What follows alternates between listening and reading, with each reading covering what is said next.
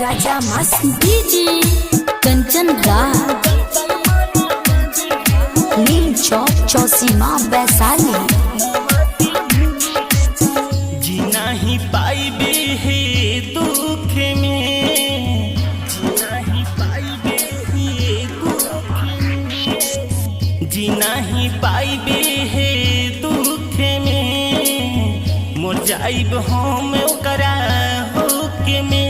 कौनो जंतर बनावा देरी माई किने हमा के भूल जाई, कौनो जंतर बनावा देरी माई मुस्सा कनमा के भूल जाई, सपनमा के भूल जाई। जीना ही पाइबे हे दुख में, कौनो जंतर बनावा देरी माई।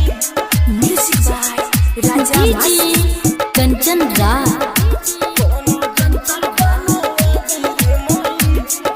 नीम चौक चौसीमा वैशाली।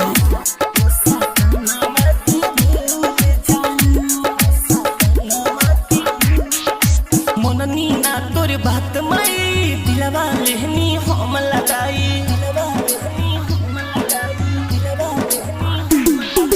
मननी ना तोर बात माई दिलवा लेहनी हम लगाई। कैलस हमसे बेवफाई जियते हमके दिलस मुआई, दिल से हम याद के निकाली रे, दिल से हम याद के निकाली रे, दिल से हम याद के निकाली रे।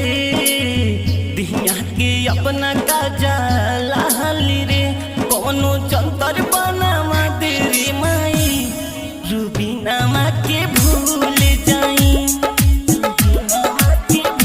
कौनो जंतर बनावा तेरी माई हिरनिया के भूल जाई। जीना ही पाइबे हे दुख में। माँ डिजिटल रिकॉर्डिंग स्टूडियो हर सीधी डीजे कंचन राज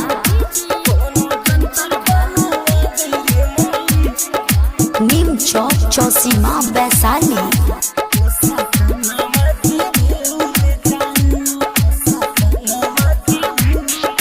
धइल हाथे छूट गइल दिलवा हमर टूट गइल,